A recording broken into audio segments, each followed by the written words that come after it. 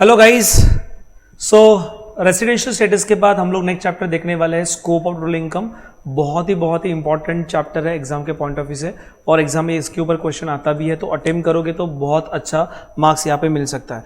तो resident status में हमने क्या देखा, तीन टाइप के स्टेटस होते हैं। कौन से होते हैं बेटा? एक तो होता है R and O R, resident and ordinary resident, resident but non ordinary resident, और तीसरा कौन सा होता है बेटा? N R I, non resident Indian, right. तो वो आर एंड ओ आर कैसे हुआ, R but N O R कैसे हुआ, एन आर आई कैसे हुआ, उसके लिए आपको देखना है residential status section 6 subsection 1 and section 6 subsection 6, right. उसके बाद अभी हम लोग देखिए स्कोप ऑफ टोटल इनकम, कौन सा इनकम इंडिया में टैक्सेबल होगा और कौन सा इनकम इंडिया में टैक्सेबल नहीं होगा, ये हम लोग को स्कोप ऑफ टोटल इनकम बताता है। चलो देखते हैं पहले क्या है पॉइंट है। तो ऑब्वियसली हमने तीन कैटेगरी में डिवाइड किया, R N O R but N O R and N R I. So income accrue deem to be accrue and received India में इनकम आपने कमाया और इंडिया में ही रिसीव हुआ, तो टैक्सेबल आप कौन से भी कैटेगरी के असेसी हो, आर एंड ओ आर हो, R but N O R हो, एन आर आई हो, आपको सबको टैक्स भरना पड़ेगा। Income accrue arise outside India, आपने कमाया कहां पे? आउटसाइड इंडिया कमाया। रिसीव्ड कहां पे हुआ? इंडिया में रिसीव हुआ। सो आपने कमाया बाहर, इंडिया में रिसीव हुआ, इंडिया में रिसीव्ड हुआ ना बेटा, टैक्सेबल, तीनों को भी टैक्स भरना पड़ेगा, भले अपने बाहर कमाया रहेगा।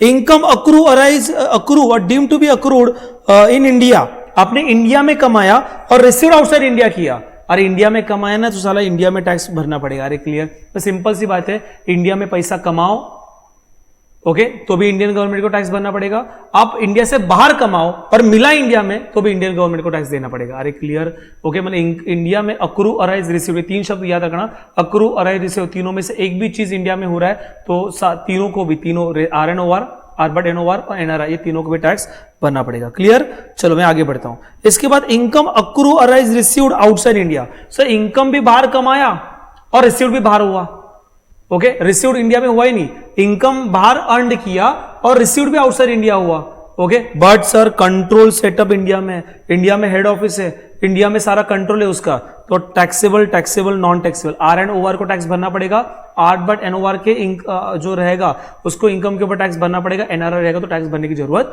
नहीं है। देखो income accrue arise outside India, accrue भी आउटसाइड इंडिया हुआ और अराइज भी आउटसाइड इंडिया हुआ, रिसीव भी आउटसाइड इंडिया हुआ sir, but there is a no control setup in India, okay. India में उसका कोई कंट्रोल और सेटअप नहीं है, ओके। सो इंडिया में उसका कंट्रोल और सेटअप नहीं है, तो taxable non taxable, no control and setup in India, okay. So no control and setup in India, तो टैक्सेबल नॉन टैक्सेबल हो जाएगा। उसके बाद income accrue arise outside India in a previous year, right, आपने कमाए भी बाहर, ओके, रिसीव भी बाहर किया, कंट्रोल भी इंडिया में नहीं है, तो टैक्सेबल नॉन टैक्सेबल होगा ही।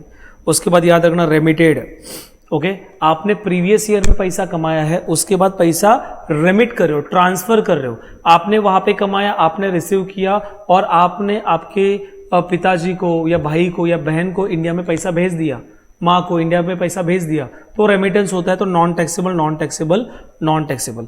पर और एक चीज याद रखना, पास अनटैक्स प्रॉफिट, राइट, पिछले साल में आपने पैसा कमाया है और पिछले साल में वो इनकम नॉन टैक्सेबल था क्योंकि आपका स्टेटस एनआरआई हो सकता है मे बी, तो प्रीवियस ईयर में जो भी आपने इनकम कमाया, ओके, वो इनकम लेके आप इंडिया में आ रहे हो तो उसके ऊपर टैक्स नहीं आएगा, तो broad untax profit, okay, exempt non taxable के कैटेगरी में आता है। Is it clear guys?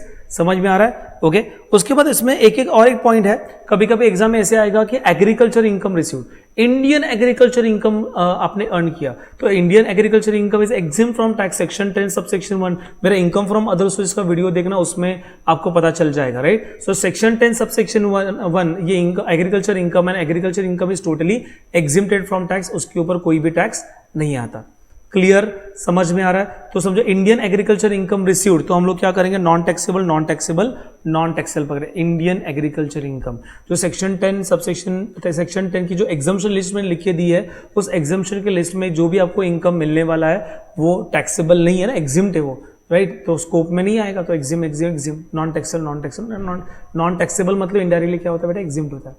अरे इज क्लियर? समझा? तो स्कोप ऑफ टोटल इनकम बराबर से देख के जाना, एग्जाम के पॉइंट ऑफ व्यू से बहुत ही इंपॉर्टेंट है। क्लियर? समझ में आ रहा है?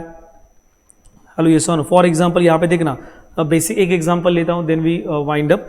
Interest on Nepal development bond, तो Nepal development bond 1/3 received in India, तो इसका 1/3 जो अमाउंट होगा वो इंडिया में टैक्स, जो 1/3 रिसीव्ड है 1/3 अमाउंट 21,000 का, वो क्या होगा टैक्सेबल टैक्सेबल टैक्सेबल। जो 2/3 अमाउंट जो इंडिया में रिसीव नहीं हुआ है वो क्या होगा taxable non taxable non taxable, because Nepal development bond है, तो Nepal is not in India. Yes और नो, तो income accrue arise outside India, receive also outside India. उसके बाद income from agriculture in Bangladesh, अरे बांग्लादेश का एग्रीकल्चर इनकम बेटा इंडियन नहीं है, पर obviously accrue arise outside India, receive also outside India, taxable non taxable non taxable. Range from property Japan, received in outside India.